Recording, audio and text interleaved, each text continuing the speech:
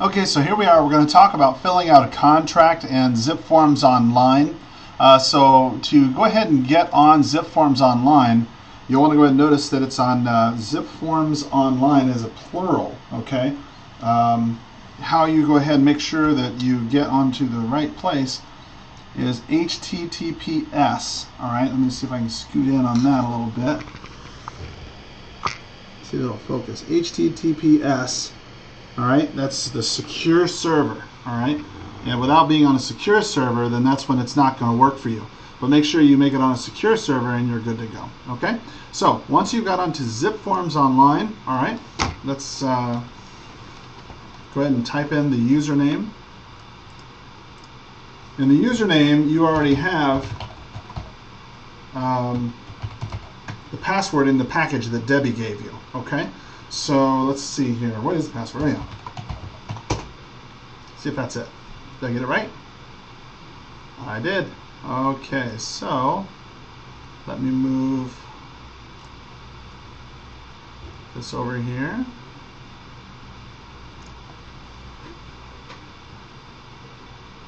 Okay, so make that a little bit smaller.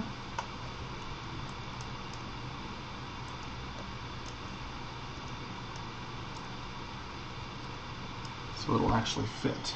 So you can see what I'm talking about here. Alright, so Zipforms online. And let's make it a little bit bigger. Okay, so you see here, okay, you see a couple of the packages already made. You know, the REO offer, DPK investments, touch and die. Obviously, do not touch those, okay? Those are mine. The one that you're looking for here, you're looking for things like blank listing package. Okay, when you get to this spot, what you want to do is you want to go ahead and hit blank listing package, open, open. Now, God willing, nobody's filled anything out. Good. Okay, so in here you'll see already the listing package for you. Okay, so if you're going to take a listing, all right, all the paperwork you need is already here. It's already filled out, you know, with the exception of certain things. Okay. So all you need to do is just go ahead and go to the blank listing package and start filling out stuff. All right. So for example, let's say this one is a lead-based home, or I'm sorry, is a home that has lead-based paint in it, right? And let's make this a little bit bigger. Scoot this section over. All right. Now, if you didn't see how I did that, over here on the left-hand side, okay, you see these two little tick marks right there. That opens it up, and that closes it. Okay, so it makes it simple for you. All right, easy deasy, lemon squeezy. Now let's see if I can make this a little bit easier for us to work with.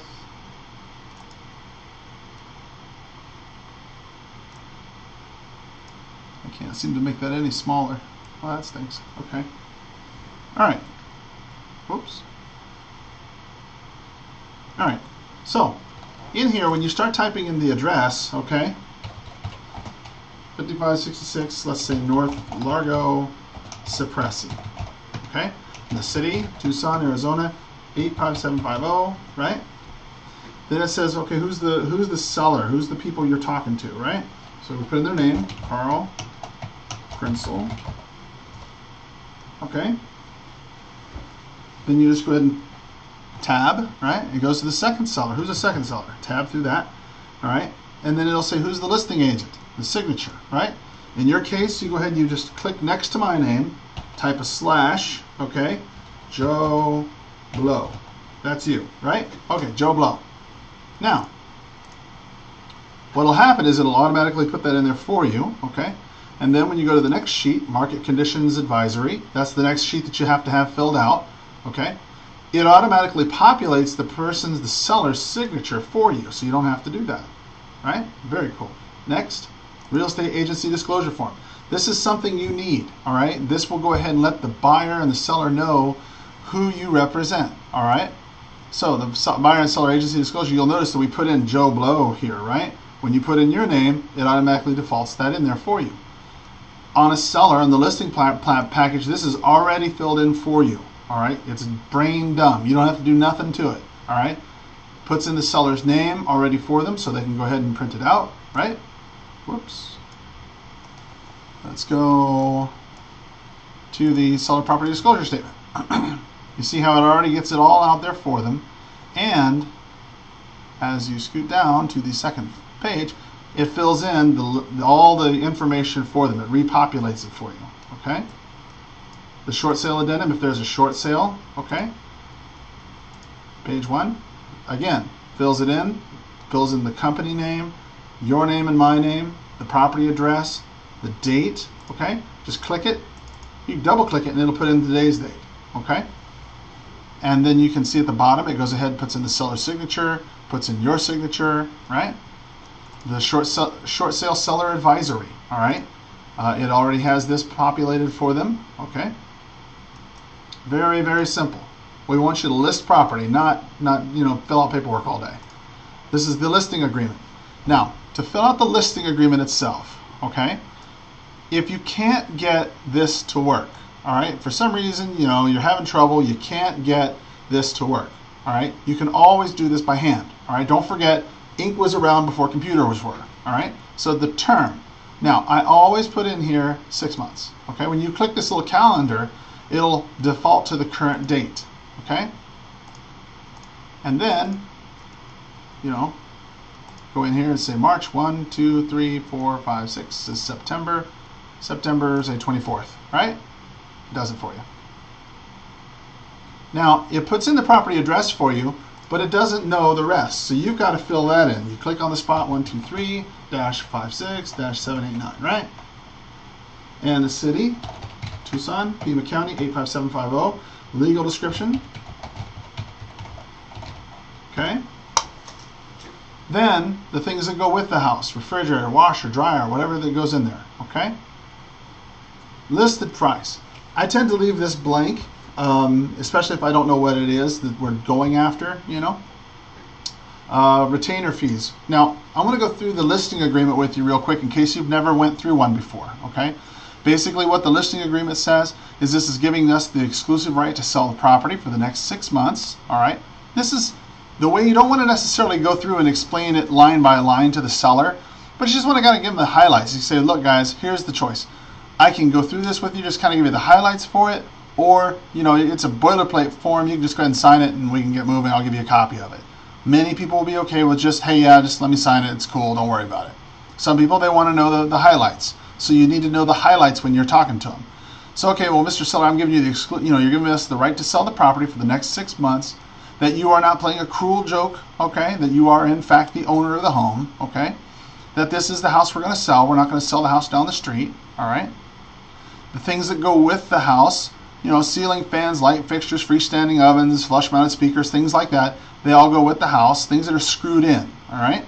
And things that go with the property that are kind of personal property, might be your refrigerator, your washer, your dryer, things like that. If there's anything additional personal property, things like couches and chairs and things like that, you can put those in on a separate bill of sale. But this would be something like additional item of personal property. You could say something like, above ground pool in the backyard or something like that. Something that's not screwed in. Okay. Personal property fixtures and leased items that are not included in the sale. That would include things like chandeliers, okay? Chandelier over kitchen table, okay? The listed price, how much we're going to ask for the property. Now, I always like to do a straight number if possible, okay? In groups of 10,000. Now, if for some reason you have to do a range pricing, okay, then you just say like this, 50 to $60,000, right? Boom. Okay. All right. Terms and conditions. All right, guys. Look, you're not required to sell the home, Mr. Seller, and we're just offering it out at this price, okay? And that's really the only thing that I'm going to go after is the 50 to 60,000 or the 60,000 or whatever the price is, right? Now, I can't change the price without your approval. That's what this means. And compensation. Okay, I only get paid, all right, by the commissions, all right?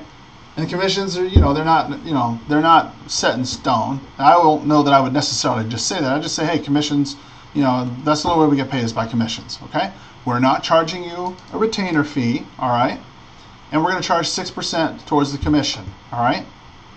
The only way we get paid. All right, here's how this works. Number one, of course, if we produce a ready, willing, and able buyer, somebody who's willing to do it. Number two, if you sell, transfer, lease, option the property, whatever, to make it to where we can't sell it, okay? If you do it without us knowing about it, you sell to somebody else or something like that, then yeah, we could ask for a commission. Or within 14 days after expiration of this agreement, all right, let's say Joe Blow comes to you, says they want to buy the property, and you say, okay, but what about Carl? Well, we're going to cut Carl out of the deal, and I'll just buy it to you at a cheaper price. Well, if it's somebody that we brought by, somebody that came by during the time that was during the listing agreement, you can't sell it to that guy within 2 weeks. Okay. D, if you if you agree to sell the property, okay, to the government because you had an eminent domain or something like that, or it was condemned, or during the lease or term of the extended term of the agreement, you just change your mind at the last second. We got a buyer, everybody's at the closing table, and you change your mind. Well, we did our job. We could ask for a commission. Now, emphasize to the seller that, look, these are just the examples. But I mean, it's going to be really tough for us to prove B through E. Okay, so it's not like we're going to come after a commission, but back in the bad old days, that's what people used to do. And most people are not going to be, not going to be throwing a fit about it. Payment of compensation. Hey guys, you're only going to sell it, or you're only going to pay us if we actually sell it. All right? These are the escrow instructions. This is what we deliver to the escrow company once we get a contract, so they know how to pay us. All right? Whoops. Escrow instructions. This thing's touchy. Close of escrow. Okay, Mr. Seller, the close of escrow is simply the close of escrow means the day that it actually records it at the courthouse. I'll have you sign a couple days prior to the close of escrow so that we have time to fix anything if there's any problems. But I'll have you sign stuff probably 2, maybe 3 days in advance. But the day when we say close of escrow, we mean the day it goes down to the courthouse. All right, representation. My job is to go ahead and represent you in your best interests. Okay, I have the ability to go ahead and make sure that you get your home sold for the best price possible and to the best terms possible. That's my job. Representation of the buyer. Understand, Mr. Seller, that the buyer is represented by an agent as well, and his job is to get you to pay the least amount. Okay, so that's something you want to keep in mind is whenever you say to a seller, keep in mind that it's anything you say can and will be used against you in negotiations. That's a little joke I like to tell them. Okay, but that way they understand the importance of making sure they keep their mouth shut when some buyer's agent asks them, so why are you moving? Oh, well, we're losing our house. Well, guess what? They just lost $10,000. Okay. Now, conduct of brokers, regardless of who they work for. Okay. Real estate agents have an obligation to treat you fairly. All right, and disclose to them anything that materially or adversely affect the consideration paid. All right, that's our job. We also have to disclose to you that if the person can't perform, all right, and we can't hide information. All right. So that's our job. We have to treat you honestly. If you feel like somebody's not treating you honestly, Mr. Seller, you let me know. I'll take care of it. Okay? Dual representation. All right. Now this is important that you understand. Dual agency is simply where our company has a buyer. All right? Now, Mr. Seller, I can't tell you how high the buyer will go. And I probably wouldn't know. Okay? But if I did, I couldn't tell you how high they'll go. But the good news is I can't tell them how low you'll go. My job is to kind of put the both of you together and to go ahead and decide, help you decide what you want to do. I can't tell you what you should, counter them. I can't tell you what you should do. I can tell you what I've seen other people do, but I can't tell you what you should do, okay? And that you're cool with that. Non-disclosure. Okay, guess what? We don't have to tell anybody if anybody got killed in the property, had AIDS, had any kind of felony record or anything like that. We don't have to tell them. And that we'll stick a sign in the yard, all right? Video images, we'll take some pictures of the property, and that's okay with you. We'll put a key safe on the door. Don't ask them. Just say, hey, look, we're gonna take pictures of the house. We're gonna put a key safe on the door. We're gonna put a sign in the yard. Don't say, is it okay if I put a sign in the yard? Is it okay if I take pictures? Is it okay if I? No. We're going to do this. We're going to do this, and we're going to do this. Okay. We're not going to offer out a home warranty plan because most of the time the buyer is going to ask for it anyway. So it's always a nice negotiation point later on down the line. If you need to, you can always use that. Say, well, look, if you'll come up with this, or you'll do this, or you'll do that, then we'll throw in a home warranty. Okay? Next, you have the right to take more than one offer. So if you offer out your property at $60,000 and somebody else comes in and says, well, gee whiz, I would have gave you $70,000, but you've already taken one for $50,000, well, you got the right to take that offer as a backup offer. Indemnification. Okay? The Tucson Association of Realtors wants you to understand that, hey, look, if Carl lies to you, sue Carl, don't sue them. That's really what that means. All right? Fair housing. Hey, I don't care what color they are. As long as their money's green, it's good with me. All right? Seller property disclosure statement. Now, Mr. Seller, look, you have been in this home a lot longer than I have, and I don't know anything about it. So we're going to give you a questionnaire, something you need to fill out. It's not something you got to fill out right now, just something in some part. But take some time. Tell us about the property, what kind of pipes it has, what kind of problems you've had, that sort of thing. It's important that you make sure that you understand this, okay? You don't need to tell them this, but this is what I'm telling you. You need to understand. Listing broker, that's you, shall have no responsibility in whole or part for the preparation of the SPUDs, okay? If you start helping them fill out that SPDS, guess what? Now you're liable, so don't do it, okay?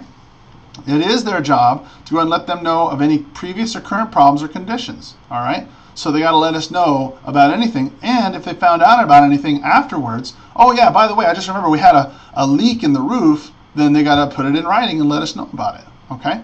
Now, you don't have to go into that big of a description about it, but you got to understand that that's the rules here, okay?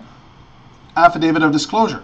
If it's in an unincorporated area of the county, the seller is required to provide us a notarized state affidavit of disclosure. Now, for the most part, you won't have to worry about this unless it's like a mobile home out in the middle of nowhere, all right, in an unsubdivided area. Then, yeah, you'll probably have to do something, okay? But that's just a separate form altogether. Domestic water well use, if they have a well, all right, then we'll definitely need to go ahead and add this addendum, all right? It does not have a well for the most part, all right? And if it does, then we just say it does have a well, okay? Now, well rights. If they have any well rights, water rights, something like that, then that's where you'd want to disclose that. Most of the time they don't have them. Okay? Homeowners Association, Mr. Seller, we'll go ahead and we'll let the Homeowners Association know that we're selling the property. And that once we get that, we have to go ahead, once we have a buyer, all right, we'll have to deliver the buyer a disclosure notice, which the escrow company and I will take care of for you, Mr. Buyer, or I'm sorry, Mr. Seller, we'll take care of that. And make sure they know about the Homeowners Association and everything. So that's part of what we do. And just to let you know, we'll have to let them know that. So they'll initial that there. Insurance claims. Now basically, once we get a buyer on your property, Mr. Seller, we're going to need to go ahead and fill out or have your insurance agent give us what's called a clue report. And the clue report is basically the comprehensive loss underwriting exchange. And what that is a report or something on their letterhead that states what kind of claims you've had against that property for the past 5 years. All right? And that way the buyer can decide if they can get insurance on the property. All right? The condition. All right, hey, look, just make sure the house is in good shape, okay? Once you sign this contract, you want to make sure you keep the place up. Don't let it get, destroyed through theft, vandalism, water, glass, breakage, things like that. Make sure you keep your insurance company up, or your insurance company informed. All right? Lead-based paint. If the home was built prior to 1978, there's a separate lead-based paint disclosure form we need to have. The Foreign Investment and Real Property Tax Act of 1980. Hey, if that seller is a foreign person or a non-resident alien, then the seller's got to provide the escrow agent with a completed and signed certificate basically stating that. They may have to go ahead and, if they're a foreign person, have 10% of their income from the property be saved for taxes. Referrals. Okay, so if I have a referral for you, meaning that if I have a guy who's great at cutting the grass, just keep in mind, if I refer somebody to you, it's who I think is the best, but there might be somebody better, so take it with a grain of salt, okay? Future seller obligations. All right, cool. If there's a septic system, we need to go ahead and have that certified prior to the close of escrow, okay? That's the law. We can't get around it. It's probably about 500, 600 bucks, or depending on where it's at. So you'll check with Debbie on that. Pool safety. If there's a pool, hey, we've got, to let them know about pool barrier laws, and there's extra addendums that we need to fill out for that. Deed and title insurance. We'll give them title insurance. Also, we have to make sure that all of your things are out the day of closing. Okay, make sure you understand that. The day of closing. Whenever that day of closing comes, your stuff needs to be gone. Okay, you can't be moving that day. Dispute resolution. All right, so if for some reason you and the buyer get into some argument about something, okay, we're not going to go to court. We're just going to go to dispute resolution, some arbitration. All right, and if it's something that the arbitrator can't handle, and everybody goes to the arbitrator with attorneys, and then everybody pays for their own attorneys, okay, but whoever wins, okay, they can get their money back from their for their attorney from the loser. So if the buyer loses, then they got to pay your attorney. Okay. Next, this is governed under Arizona law, not Tahitian law, and the time is of the essence, meaning that we're not going to sit on offers. We're going to wait, and when we get something, we're going to respond to it. Okay. Days. Whenever we're talking about days, it's all calendar days and not business days. Copies and counterparts. Hey, look, if I fax you something, it's just as good as the original. Okay. This is the entire agreement. There's nothing up my sleeve. Anything that was modified, we have to put it in writing. And you have to understand that if you go ahead and list this property with somebody else, you could owe more than one commission. So make sure you don't list it with somebody else.